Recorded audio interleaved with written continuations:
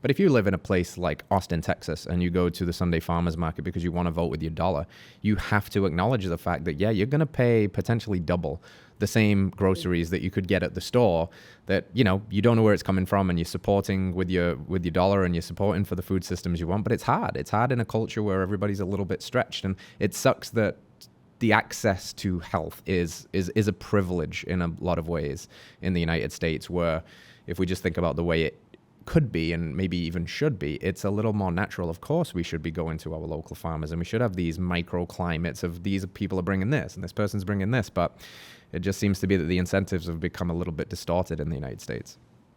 Absolutely. And this is actually like a point I made the other day with somebody is the poorer people here that are considered like definitely in that third world category are eating better than the average American, Hmm. which is pretty crazy when you think about it. The average, like I had this gal, she was working with us, helping me with Luca a little bit.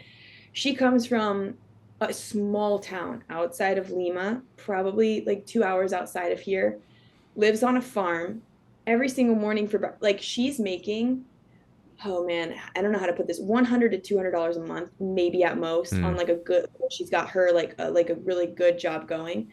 And now she works at the airport, so it's different. But she was living off of, yeah, in between $100 and $200 in this small town where she's from, because she doesn't have to pay rent. She's not Mm-hmm. living in a city. It's different, familial, multi-generational living, right?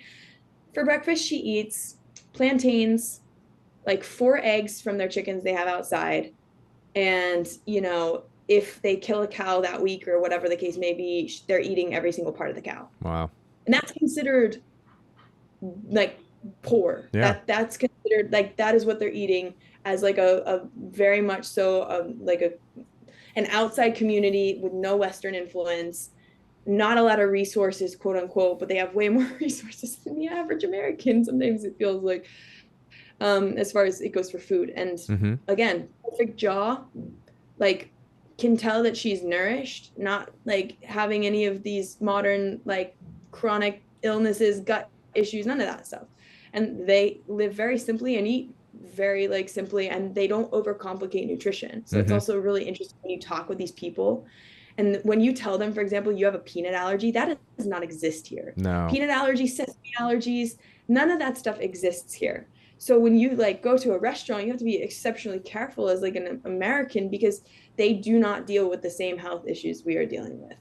And so and they think us pretty weird for what we're like, for the issues that we are dealing with. So yeah, Well, I mean, it's crazy. it's kind of true because it is weird, right? And it's weird that that's considered poor in one respect from a kind of materialistic standpoint, but we would look at that from a dietary standpoint and say, wow, that's so rich. It's rich in nutrition, it's rich in locality, it's rich in what makes sense and seasonality.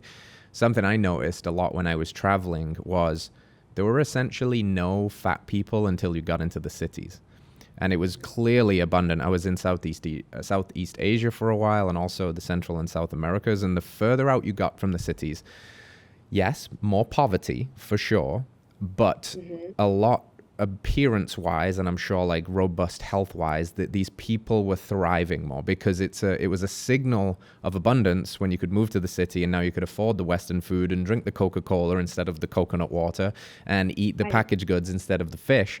So it's just so interesting how that whole thing gets kind of flipped on its head. And it's a fascinating case study to see firsthand, because I think we understand it, it makes sense. But when you see it with your own eyes and you're like, oh yeah, Just like, this is whoa. so different. And it's just that testimony again to living by the laws of nature and what we're supposed to eat.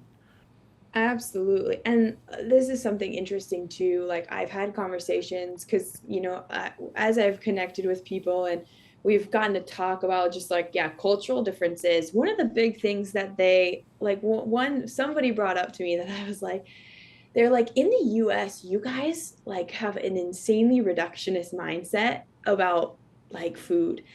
They're like, this one gal, she was like, yeah, I saw this video of this guy, like, and she's like, I saw this like one video about like this guy and like claiming all of these foods are bad, but she's like, they completely like ignore the big picture of, okay, how are you preparing it? Because that's Hmm. culturally so significant.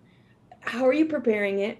Is it in season? Mm. Like, what is your like state of health currently? And like, maybe that's not exactly like a good food for your current condition, but like she was just saying, like, she's like, it's wild that they make these like blanket statements Yes. and then everybody get fear mongered about this food or that food.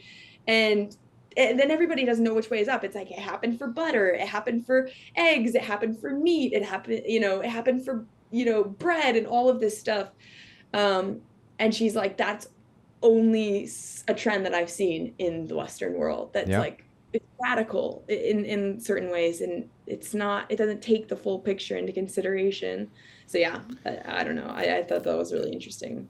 Yeah, and it's hard to, I mean, unfortunately as well, that kind of information or those kind of clips and stuff, they seem to just proliferate much easier. So you get this like really black and white thinking. And I think you're dead right. I think there's a quality spectrum. There's a consideration for what is your base layer of health. Like if we're saying grains and just saying all grains are bad, okay, well, what's the quality? Is it organic? Is it in season? Are we saying that all bread is equal? Is white Wonder Bread the same as a organic fermented sourdough, right? Is a beans, you might argue that beans contain plant anti-nutrients, but what if we soak and sprout them and we massively reduce those? And that's part of your ancestral lineage, and that's got your kind of like DNA around it and your seasonality. So it is a little bit misinformed sometimes, or just short-sighted to be like, this food bad, this food great. I mean, we can talk about some things that I think we'd both agree are probably universally bad. Probably. Seed oils and Exactly. high fructose corn syrup. There's Exactly. probably not much space in those. And I think we can say like, bad food, don't eat that. It's crap if you can Yeah. avoid it. And those are like, industrialized in That's these it. plant. It's like, if you want to like talk about beans, okay, great. How are you preparing the beans? How are you soaking the beans? Are you going through the full process of Yeah. like you said, sprouting the beans? There's like a million different ways to do it correctly and to like utilize it according to your body and the seasons and all this stuff. Yes, could not agree more. Mm-hmm. All right, friends, thanks for tuning in to another episode of Radical Health Radio. We got a fresh new podcast for you every Wednesday. If you enjoyed the show, consider liking, subscribing, reviewing, and rating us on your podcast platform. It helps us spread this message of radical health. We'll see you next week.